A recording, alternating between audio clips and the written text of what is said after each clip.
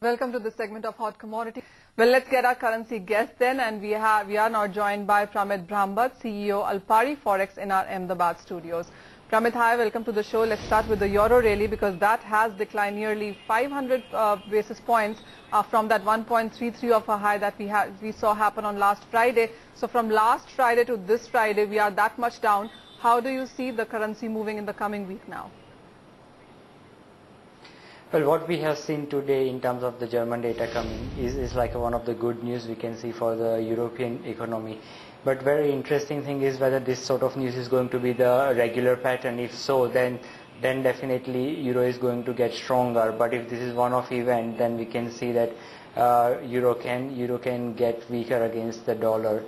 So that will be interesting to see there whether euro is actually back on the track or this is a one-off event.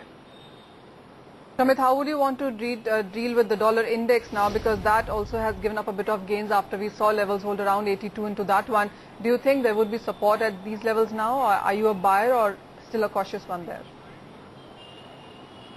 Well, I would be cautious with the dollar index, because if you look at the major currencies against dollar, euro and yen is getting stronger against dollar. So definitely dollar index is going to be get affected due to that. So we have to see that how the euro is moving, and especially the Japanese yen going ahead, as you mentioned about the likely intervention by the Central Bank of Japan.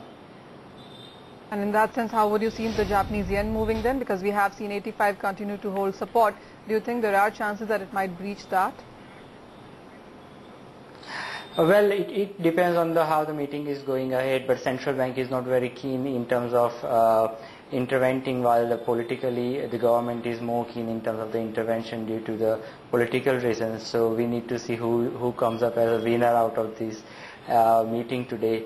But even if there is an intervention, we will see that there is an inherent strength in the yen, and it will give the boost to yen. If there is no intervention, then it is very likely to breach the 85 mark in the next week.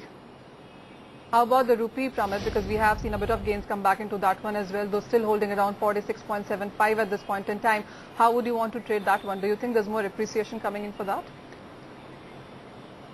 Sure. Rupee below 47 looks stronger, and the key area we have to look is 46.2 and 45.8 in a long run. But as long as it is above below 47, then yes, rupee is going to get stronger.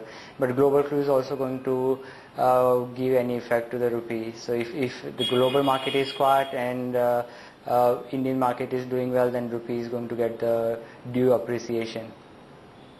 All right, Pramit, leave it at that. Thank you so much for coming by and giving your strategies there. So we might see euro coming in a bit of pressure that it has continued to be in, and dollar index, though it seems to be taking some support at 82 at this point in time.